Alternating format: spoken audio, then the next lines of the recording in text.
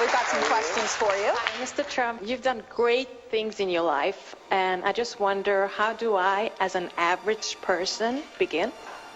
Well, first of all, never think of yourself as average. You started off with the wrong question because you're not average. You've got a lot going. I see you're smart. I see you're very beautiful. What we were able to do today was allow people to see his heart for themselves and to make up their own minds about him. And they find out that he's not the person that the media has depicted him to be. Are you endorsing? I support Donald Trump, and everybody knows. Everybody knows. 100%. I know Donald forever. I like Donald very much. Wonderful guy. I mean, he is. And he's miscast by the media. You know that. I like Donald. He's got an enormous ego, but he's a good guy. He's got a big heart, by the way. He's very good to people. He's very kind to people. People don't know that. You just have to get that word average out of your vocabulary, and you have to tell yourself that you're great, and you have to believe it. If you can say it and don't believe it, it doesn't matter. A kid that worked in the back. Right. I said, well, hey, how is Donald Trump? This is before he ran. This is months ago. He goes, unbelievable. He would come back to the kitchen and give $100 to the staff. Yeah. He would give these guys quietly. Nobody would know about that. The fact is, I go down the streets of New York, and the people that really like me are the taxi drivers and the workers, et cetera, et cetera. Also his children. I know his son, Eric. I've met him a couple of times. He's a great kid. They're great kids. They're great kids. Yeah. You know, the apple doesn't fall far from the tree. Do you like him? Yeah, I mean, he's real. That's what we need. I like his ideas. Those are real letters. Those are not corporate letters. Those are not letters from Exxon. These are handwritten. Those are not letters from General Motors. Those are letters from people. You have to have heart. You have to take care of women's health issues. You have to take care of poor people that they're never going to have a shot.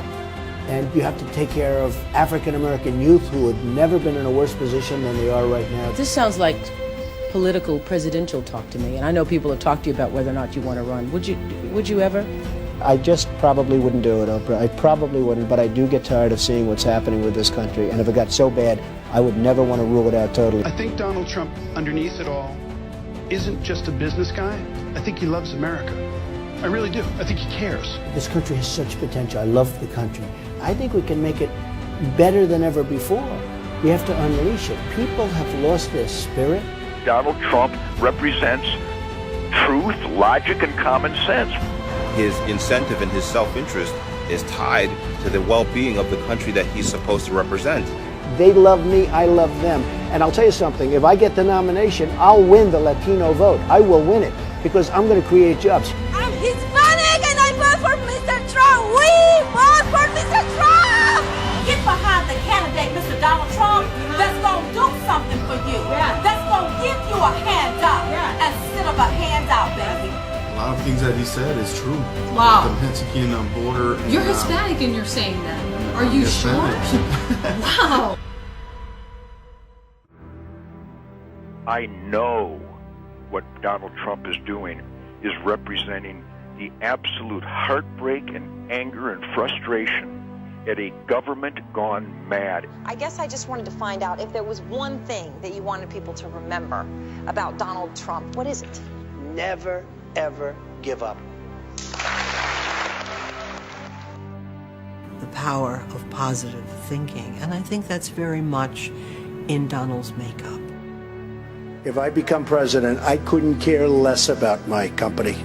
I want to use that same up here, whatever it may be, to make America rich again and to make America great again. Ladies and gentlemen,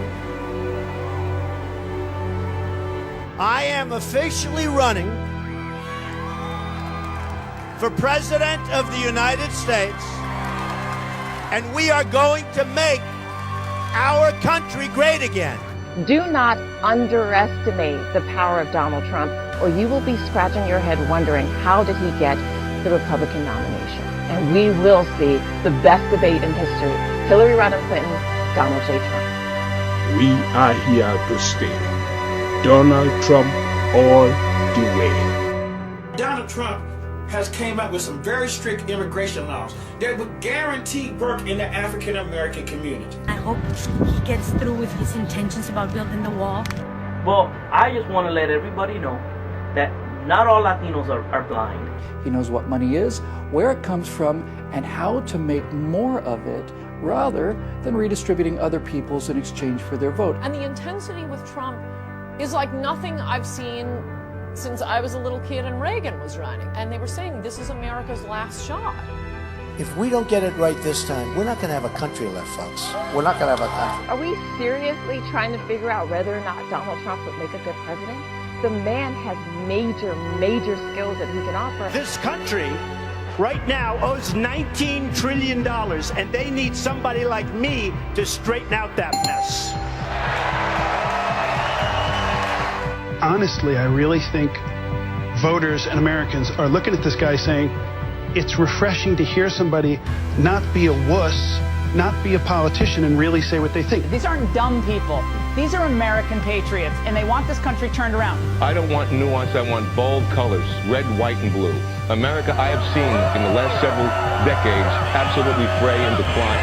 When I saw those guys on the boats, on their knees, I mean, that says a picture about America that I haven't seen ever before.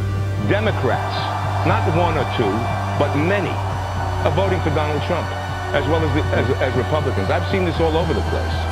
So I think there's a big movement happening, and I got to say that, you know, we need him. You know, this is a movement, folks. This is not like even maybe about me. I don't want it to be about me. This is about common sense. It's about doing the right thing. The silent majority is back, and we're going to take the country back.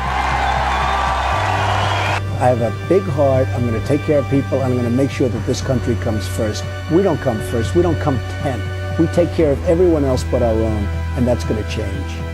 We're going to become rich again. We're going to become safe again. And we're going to become strong again. Nothing is wrong with us. We don't have to like illegal aliens. We don't have to. We're Americans. We want Americans first. Why can't we be first? We are ready for a change. We are ready, and our troops deserve the best. And in the Middle East, I guess we've spent $5 trillion. We could have rebuilt our bridges, our tunnels, our roads, our hospitals, our airports. We could have rebuilt our country. We could have rebuilt our military. We could have taken care of Social Security. We could have taken care of everything. We are going to win so much. We're going to have win after win after win. You people are going to get sick and tired of winning. You're going to say, please, please, President Trump, we can't take this much victory. Please stop. We don't want any more wins. And I'm going to say to you, we're going to win. I don't care what you say. We're going to make our